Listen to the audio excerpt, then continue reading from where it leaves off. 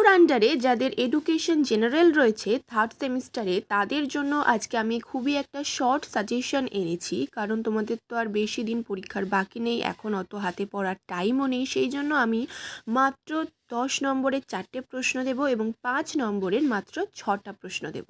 সেখান থেকেই কিন্তু তোমরা 100% কমন পেয়ে যাবে। মানে তোমাদের আমি মাত্র একটা করে এক্সট্রা প্রশ্ন দিচ্ছি, যেগুলো পড়লে তোমরা কিন্তু একদমই 100% কমন পেয়ে যাবে।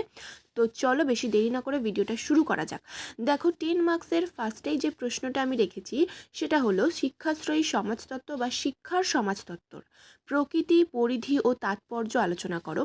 এখানে তোমরা অনেকেই কনফিউজ হয়ে যাও যে শিক্ষাশ্রয়ী সমাজতত্ত্ব বা শিক্ষার সমাজতত্ত্ব একই কিনা। একদমই এক, দুটো একই অ্যান্সার হবে।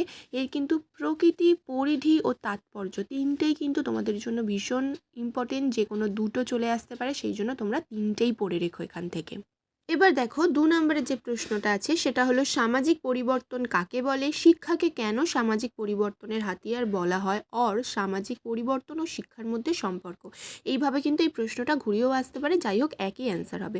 এখানে আমি কোনো স্টার দিচ্ছি না, কারণ মাত্র 4টে প্রশ্ন কি আর স্টার দেবো, 4টে প্রশ্ন সবকটাই কিন্তু খুবই ইম্পর্টেন্ট। এবার দেখো 3 নম্বরের যে প্রশ্নটা আছে সামাজিক যোগাযোগ বলতে কি বোঝো, সামাজিক যোগাযোগে অপ্রথাগত সংস্থার ভূমিকা, এর সাথে একটু সামাজিক যোগাযোগের মাধ্যমগুলিও দেখে রেখো, আসতে পারে। কিন্তু অপ্রথাগত সংস্থার ভূমিকাটাই কিন্তু বেশি ইম্পর্টেন্ট। মাঝে একটু বলে রাখি, ভিডিওটা যদি তোমাদের একটু হেল্পফুল মনে থাকে তাহলে কিন্তু অবশ্যই চ্যানেলটিকে সাবস্ক্রাইব করো। তোমরা কিন্তু যারা দেখছো তাদের মধ্যে 60% সাবস্ক্রাইব করছো এবং বাকি 40% কিন্তু সাবস্ক্রাইব করছো না।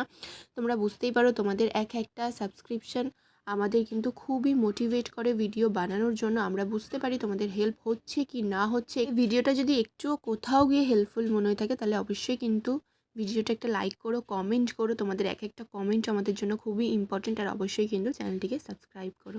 আচ্ছা, ফিরে আসছি এবার 4 নম্বর প্রশ্নে। দেখো 4 নম্বর প্রশ্ন আছে সামাজিকীকরণ কাকে বলে, শিশুর সামাজিকীকরণে পরিবার ও বিদ্যালয়ের ভূমিকা। এই কোয়েশ্চেনটা বেশি ইম্পর্টেন্ট, কিন্তু যদি অড কোনো কোয়েশ্চেন দেয় তাহলে কিন্তু তোমাদের এই শিক্ষাক্ষেত্রে সামাজিক গোষ্ঠীর ভূমিকা এই প্রশ্নটা আসতে পারে। সেই জন্য তোমরা দুটো পড়ে রেখো, এইটা বা এটা যে কোনো একটা আসবে। আর এই কটা প্রশ্ন পড়ে গেলেই কিন্তু তোমরা 10 মার্কসের 100% কমন পাবে।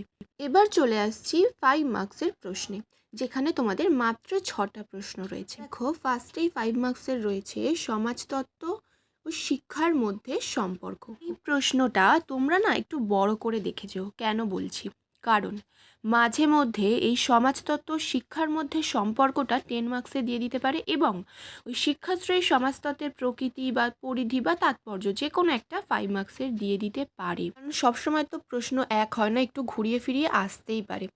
তাই জন্য ওটা তো তোমরা 10 মার্কসের পড়ছোই, 10 মার্কসের যদি একটা প্রশ্ন পড়া থাকে সেটা তোমরা ইজিলি 5 মার্কসে লিখে দিতে পারবে। কিন্তু এই ছোট প্রশ্নটা তোমরা কি করে বড় করবে, সেই জন্যই বলছি একটু বেশি করে পড়ে যেও, যাতে তোমাদের পরীক্ষার হলে গিয়ে কোনো প্রবলেম না ফেস করতে হয়। ঠিক আছে, সেই তো পড়ছোই, একটু যদি আরেকটু বড় করে পড়ো আশা করছি কোনো অসুবিধা হওয়ার কথা নয়। এবার দেখো 2 নম্বর প্রশ্নে আসি, প্রাথমিক গোষ্ঠী ও গৌণ গোষ্ঠীর মধ্যে পার্থক্য। ঠিক আছে, এটা বেশি ইম্পর্টেন্ট, এবং যদি এটা না আসে তাহলে প্রাথমিক গোষ্ঠীর বৈশিষ্ট্যটা আসতে পারে। ঠিক আছে, প্রাথমিক গোষ্ঠী গৌণ গোষ্ঠী বেশি ইম্পর্টেন্ট না, যদি আসে তাহলে কিন্তু প্রাথমিক গোষ্ঠীর বৈশিষ্ট্যটা আসতে পারে। এই জন্য আমি তোমাদের বলি স্কিপ করবে না, যেটা আমি বলছি ভালো করে শোনো। তোমরা চাইলে স্ক্রিনশট নিয়ে নিতেই পারো, কিন্তু তাহলে কিন্তু তোমরা জিনিসটা বুঝতে পারবে না কোনটা তোমাদের বেশি ভালো করে পড়তে হবে। আমি কিন্তু তোমাদের শুধুমাত্র সাজেশন দিয়ে দিই না, ডিটেলসে সব কিছু বলে দিই। তোমরা জানোই এই চ্যানেলে তোমাদের ডিটেলসে সব কিছু বলে দেওয়া হয়, কোনটা বেশি ভালো করে পড়তে হবে, কোনটা বেশি ইম্পর্টেন্ট। এই জন্য 100% কমন পেতে গেলে ভিডিওটা কিন্তু স্কিপ না করে তোমাদের পুরোটা ডিটেলসে দেখতে হবে। আচ্ছা, এবার দেখো 3 নম্বর প্রশ্নে চলে আসছি, প্রযুক্তি ও শিক্ষার মধ্যে সম্পর্ক। ভেরি ভেরি ইম্পর্টেন্ট একটা প্রশ্ন, খুব ভালো করে পড়বে। ফার্স্টের দিকে দেখো আমি 3টে স্টার দিয়েছি, যে 3টে তোমাদের আসবেই, এবং বাকি যে 3টে প্রশ্ন আছে তার মধ্যে কিন্তু যে কোনো দুটো আসবে। দেখো এবার 4 নম্বর প্রশ্ন কি আছে, সামাজিক বিচলনে শিক্ষার ভূমিকা। এই প্রশ্নটাও কিন্তু তোমাদের জন্য ইম্পর্টেন্ট। আর একটা কথা বলে রাখি, কেউ যদি পড়তে চাও এডুকেশন জেনারেল বা sociology general, history honours pass, political science general, এই সমস্ত কিছু পড়তে গেলে ডেসক্রিপশন বক্সে নাম্বার দেওয়া আছে, তোমাদের যোগাযোগ করতে হবে। আর কারো যদি নোটস প্রয়োজন হয় শুধুমাত্র, সেটাও কিন্তু অবশ্যই জানাতে পারো। এবার চলে যাচ্ছি 5 নম্বর প্রশ্নে, যেখানে রয়েছে সামাজিক পরিবর্তনের সংস্কৃতির ভূমিকা। তার সাথেই রেখেছি শিক্ষাক্ষেত্রে সংস্কৃতি ও ধর্মের ভূমিকা। তার সাথেই রেখেছি শিক্ষা ও সংস্কৃতির সম্পর্ক এবং ধর্ম ও শিক্ষার সম্পর্ক। এই যে 4টে প্রশ্ন তোমরা দেখছো এর মধ্যে থেকে কিন্তু যে কোনো একটা আসবেই। শিক্ষা ও সংস্কৃতির সম্পর্ক আসতে পারে, সংস্কৃতি ও ধর্মের সম্পর্ক আসতে পারে, বা হয়তো ধর্ম ও শিক্ষার সম্পর্ক আসতে পারে। যে কোনো একটা সম্পর্ক বা সংস্কৃতির ভূমিকা যে কোনো কিন্তু একটা আসবেই। তোমরা এই কটা দেখে রেখো, পড়ে রেখো।